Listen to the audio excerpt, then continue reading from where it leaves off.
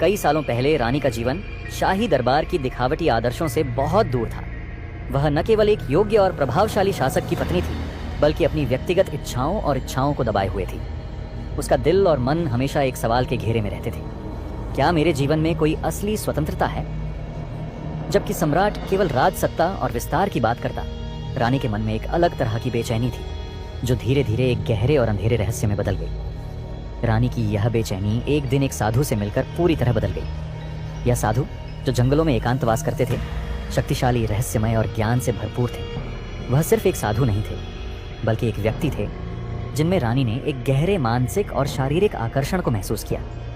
उनका मिलन धीरे धीरे एक अवैध संबंध में बदल गया, जिसे रानी ने एकमात्र स्थान पर जाकर छुप कर निभाया, जंगल में। हर रात जब महल की रोशनी मंद हो जाती और सम्राट अपनी व्यस्तताओं में उलझे रहते, रानी जंगल की ओर चल पड़ती। वह एक ऐसे स्थान पर जाती जहां साधु तपस्या करते थे। वहां उन्होंने साधु से अपनी इच्छाओं को पूरा किया, जो केवल शारीरिक नहीं बल्कि मानसिक और आध्यात्मिक थे। रानी का यह संबंध जितना गहरा होता गया, उतना ही वह अपने दायित्वों से दूर होती गई। साधु का प्रभाव रानी के जीवन में बढ़ने लगा और वह उसे अपनी आत्मा और शरीर की गहराई से अनुभव करने लगी। साधु ने रानी को बताया था कि उनके संबंध से एक विशेष संतान पैदा होगी, जो राज्य के लिए महत्वपूर्ण होगी। ये बच्चा सिर्फ एक शाही राजकुमार नहीं होगा, बल्कि उसके भीतर वह शक्ति और सामर्थ्य होगी जो राज्य की किस्मत बदल सकती है। हालांकि साधु का वास्तविक उद्देश्य केवल रानी को शारीरिक संतुष्टि देना नहीं था। वह जानता था कि रानी का गर्भ राज्य के भविष्य को बदलने वाला था। रानी के गर्भवती होने के बाद उसका दिल भय और संकोच से भर गया। वह जानती थी कि उसका बच्चा शाही परिवार के लिए एक रहस्य बनेगा, और उसे यह भी पता था कि यह रहस्य एक दिन सामने आकर सब कुछ बदल सकता है। इस बच्चे के बारे में राज दरबार में अफवाहें फैलने लगी, क्योंकि यह किसी साधु के साथ एक अवैध संबंध से उत्पन्न हुआ था, न कि शाही विवाह से। सम्राट, जो रानी की बढ़ती असामान्यता को महसूस कर रहा था, इस बारे में कुछ भी समझने में असमर्थ था। वह रानी से पूछता, लेकिन रानी उसे कोई संतोषजनक जवाब नहीं देती थी। उसका दिल डर और चिंता से भरा हुआ था। रानी के भीतर एक गहरे अवसाद और अपराध बोध का घेरा था, क्योंकि उसने शाही परिवार और अपनी प्रतिष्ठा को दांव पर लगाया था। राज दरबार में भी स्थिति और भी जटिल हो गई। कुछ मंत्री और दरबारी इस गर्भ को संतान का रूप मानते थे, जबकि कुछ इसे शाही परिवार की प्रतिष्ठा के लिए एक बड़ा संकट मानते थे। जो लोग रानी और साधु के संबंधों के बारे में जानते थे, वे इसको एक गहरे राजनीतिक षड्यंत्र के रूप में देख रहे थे। जब रानी ने अपने बच्चे को जन्म दिया, तो उसकी पहचान ने राज्य को हिला दिया। शिवेंद्र के जन्म के बाद यह केवल एक सामान्य संतान नहीं थी, बल्कि एक ऐसी शक्ति का प्रतीक था जो राज्य की पूरी संरचना को चुनौती दे सकती थी। उसकी आंखों में एक अजीब सी चमक थी, जैसे वह किसी गहरे रहस्य को लेकर पैदा हुआ हो। रानी और साधु के अवैध संबंधों के कारण यह बच्चा शाही परिवार के लिए एक धब्बा बन गया था, और वह उसकी सत्ता और अस्तित्व के लिए खतरे का कारण बन सकता था। रानी, जो अब इस सच को नहीं छिपा सकती थी, वह जानती थी कि उसे अपने बच्चे की रक्षा करनी होगी, लेकिन इसके साथ ही उसे अपनी प्रतिष्ठा और राज्य की सुरक्षा के बीच चुनाव करना था। उधर दुर्गानाथ के राजा ने, जो पहले से ही शाही परिवार की ताकत और भविष्यवाणी से डर रहा था, यह जान लिया था कि बच्चा का जन्म केवल एक संतान का नहीं, बल्कि एक शक्ति का संकेत था। उसने राज्य पर आक्रमण करने की योजना बनाई, क्योंकि उसे यह आशंका थी कि यह बच्चा एक दिन उसके साम्राज्य को समाप्त कर सकता है। जब दुर्गानाथ के सैनिक महल पर हमला करते हैं, तो शिवेंद्र की शक्ति अचानक सक्रिय हो जाती है। उसकी आंखों से तेज रोशनी निकलती है और वह दुर्गानाथ के सैनिकों को नष्ट कर देता है। यह घटना महल में एक नए संकट की शुरुआत थी।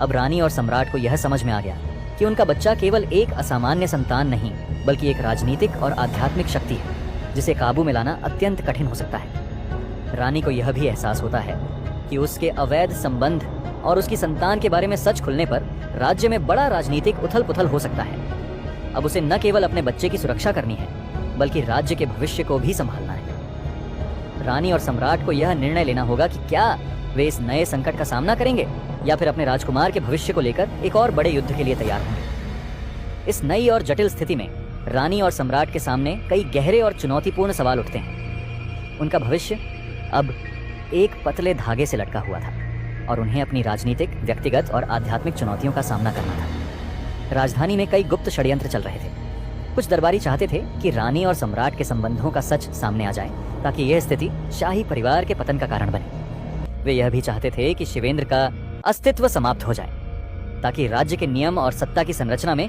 कोई बदलाव न हो। इसके परिणाम स्वरूप रानी और सम्राट को केवल बाहरी शत्रु नहीं बल्कि अपने ही दरबारियों से भी खतरों का सामना करना पड़ा। जैसे जैसे शिवेंद्र बड़ा होने लगा, उसकी शक्ति और गहराई से यह सिद्ध हो रहा था कि वह केवल एक सामान्य बच्चा नहीं था। उसकी आंखों में जो रहस्यमय चमक थी, वह न केवल उसकी शारीरिक शक्ति को बल्कि उसके भीतर एक दिव्य ऊर्जा का संकेत भी थी। शिवेंद्र के भीतर ऐसी शक्तियां थीं जो केवल किसी साधारण इंसान के पास नहीं हो सकती थी। यह ऊर्जा उसे न केवल बाहरी शत्रुओं से बचाने में सक्षम थी बल्कि वह अपने आसपास के वातावरण को भी प्रभावित करता था। यह शक्ति धीरे धीरे उसकी पहचान का हिस्सा बनती गई। महल में होने वाली घटनाओं पर उसकी छाया बढ़ती जा रही थी। उसे देखकर कई लोग आश्वस्त हो जाते थे, जबकि कई लोग डरने लगे थे। कुछ दरबारी और सैनिकों ने तो यह तक कहा कि शिवेंद्र में दैवीय शक्ति है और वह एक दिन सम्राट का सिंहासन छीन सकता है। यह विचार धीरे धीरे सम्राट के मन में भी घर करने लगा। रानी के लिए यह स्थिति और भी जटिल हो गई। एक ओर वह अपनी संतान को अपने जीवन और राज्य का आशीर्वाद मानती थी और दूसरी ओर शिवेंद्र का दैवीय और रहस्यमय अस्तित्व रानी के लिए एक प्रकार की आध्यात्मिक चुनौती बन गया था। वह जानती थी कि शिवेंद्र का जन्म केवल एक चमत्कार नहीं था बल्कि एक शाप भी था। उस बच्चे के साथ जुड़ी शक्ति जो केवल किसी साधु से संपर्क के कारण आई थी, राज्य के भविष्य को ही नहीं बल्कि सम्राट के सिंहासन को भी प्रभावित कर सकती थी। रानी के दिल में यह सवाल भी था कि वह अपने बेटे को क्या सही रास्ता दिखा सकती है। क्या वह उसे उस अंधेरे और रहस्यमय रास्ते से बाहर ला सकती है या फिर उसे अपनी शक्ति का सामना करने के लिए तैयार कर सकती है। एक ओर वह चाहती थी कि शिवेंद्र की शक्ति राजवंश की समृद्धि में योगदान दे और दूसरी ओर वह नहीं चाहती थी कि उसकी संतान के कारण परिवार की प्रतिष्ठा और राज्य की स्थिरता खतरे में पड़े। यह भी एक विचार था कि अगर शिवेंद्र को अब तक की शक्तियों से नियंत्रित नहीं किया गया तो वह राज्य के पतन का कारण बन सकता था। दुर्गानाथ ने इस खतरे से निपटने के लिए शाही परिवार को नष्ट करने की योजना बनाई। उसकी रणनीति केवल युद्ध तक सीमित नहीं थी बल्कि उसने शाही दरबार में अंदर से साजिशें शुरू कर दी थी। वह चाहता था कि रानी और सम्राट के बीच का विश्वास टूटे ताकि वह राज्य में अपनी शक्ति का विस्तार कर सके। दुर्गानाथ का एक गुप्त एजेंट राजमहल के भीतर था जो रानी और सम्राट के बीच के दरारों का फायदा उठाकर अंदरूनी भेदभाव और विरोध पैदा कर रहा था। यह एजेंट धीरे धीरे रानी और सम्राट के रिश्तों को कमजोर करने में सफल हो रहा था ताकि जब दुर्गानाथ का हमला होगा तो शाही परिवार पहले ही अंदर से टूट चुका था। शिवेंद्र बड़ा होता गया, उसकी शक्तियां भी बढ़ने लगीं। उसकी आंखों में पहले से भी अधिक तेज और चमकदार आभा थी जो न केवल शाही परिवार बल्कि दुर्गानाथ के सैनिकों और दरबारियों के लिए भी एक रहस्य बन गया। उसके पास अदृश्य शक्तियां थीं जो उसे शारीरिक रूप से अन्य सभी बच्चों से अलग करती थीं। उसकी शक्तियां केवल युद्ध में या बाहरी शत्रुओं से सुरक्षा तक सीमित नहीं थी बल्कि वह अपनी मानसिक क्षमता से भी महल के वातावरण को नियंत्रित करने में सक्षम था। राज्य की स्थिति अब बहुत नाजुक हो चुकी थी।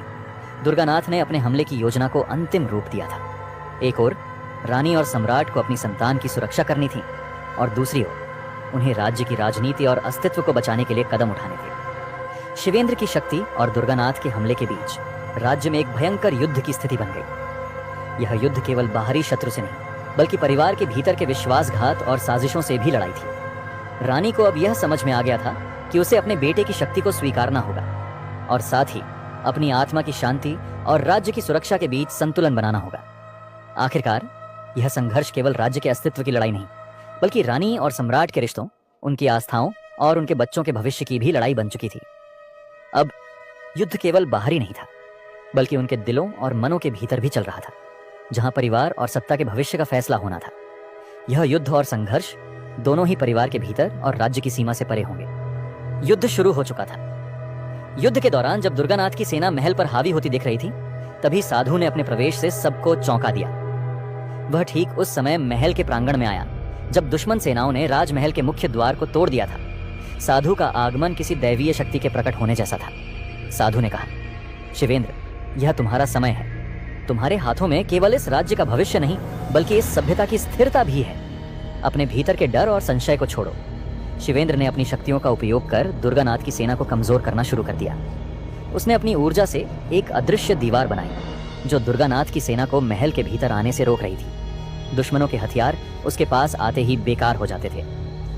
दुर्गानाथ, जो अब तक शिवेंद्र को केवल एक बच्चा मान रहा था, भयभीत हो गया।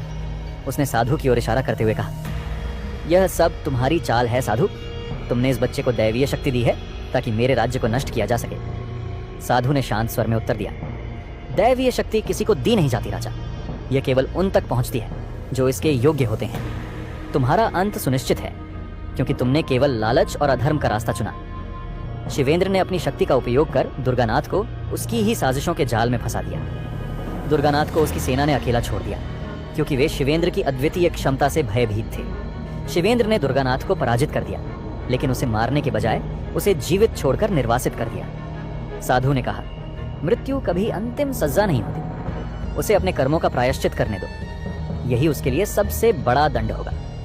दुर्गानाथ के जाने के बाद राज्य में शांति लौट आई। रानी ने अब अपने अपराध बोध से मुक्ति पा ली थी। उसने स्वीकार किया कि शिवेंद्र का जन्म केवल उसके लिए नहीं बल्कि पूरे राज्य के उद्धार के लिए हुआ था। साधु ने अंत में सम्राट से कहा, तुम्हारा पुत्र केवल एक उत्तराधिकारी नहीं बल्कि इस राज्य की नई दिशा है। उसकी शिक्षा और मार्गदर्शन अब तुम्हारी जिम्मेदारी है।